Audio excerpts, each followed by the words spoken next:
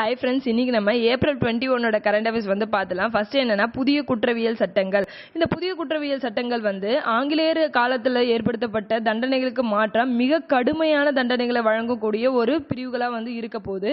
இந்த புதிய குற்றவியல் சட்டங்களுக்கு நம்மளுடைய குடியரசுத் தலைவர் அவர்கள் வந்து டிசம்பர் 21 அன்னைக்கு இந்த மசோதாக்கு ஒப்புதல் அளித்திருப்பாரு. எப்போ வந்து நடைமுறைக்கு வரப்போகுதுன்னு பார்த்தீங்கன்னா ஏப்ரல் 1லேருந்து இந்த புதிய குற்றவியல் சட்டங்கள் எல்லாமே வந்து நடைமுறைக்கு வரப்போகுது. ஃபர்ஸ்ட் ஒன்று வந்து பிரீஃபாக நான் எக்ஸ்பிளைன் பண்ணுறேன், நீங்கள் தெரிஞ்சு வச்சுக்கோங்க. இது எல்லாமே வந்து ரொம்ப ரொம்ப இம்பார்ட்டன்ட்.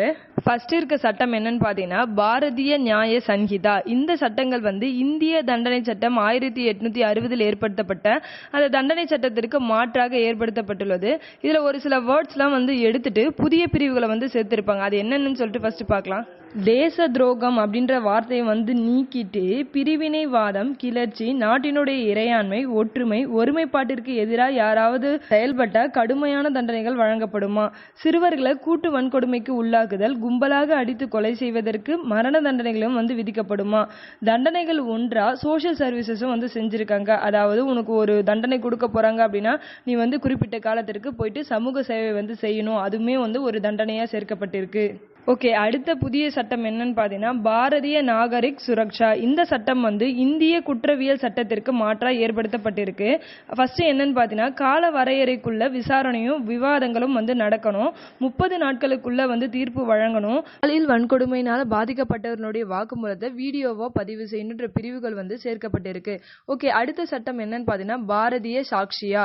இந்த சட்டம் வந்து இந்திய சாட்சிகள் சட்டம் 1972க்கு மாற்றாக வந்து ஏற்படுத்தப்பட்டிருக்கு. இதுல மின்னணு மற்றும் டிஜிட்டல் ஆவணம், மின்னஞ்சல், சர்வர் பதிவு, குறுஞ்செய்தி, இணையதளம், சம்பவம் நடந்த இடத்தின் சான்று, சாதனங்களில் உள்ள செய்திகள் எல்லாமே வந்து என்ன பண்ண போறாங்கன்னா ஒரு எவிடன்ஸ் மாதிரி வந்து ஆட் பண்ண போறாங்க.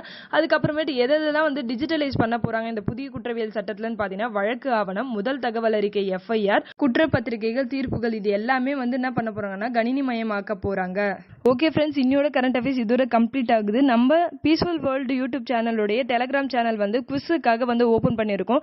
டெய்லி வந்து ஒரு சப்ஜெக்ட்ல 10 கொஷின்ஸ் வந்து நம்ம அதில் வந்து போடலாம், அது மாதிரி ஒரு ட்ரை பண்ணலாம் அப்படின்னு சொல்லிட்டு ஒரு நியூ இன்வென்ஷனாக வந்து பண்ணியிருக்கோம்.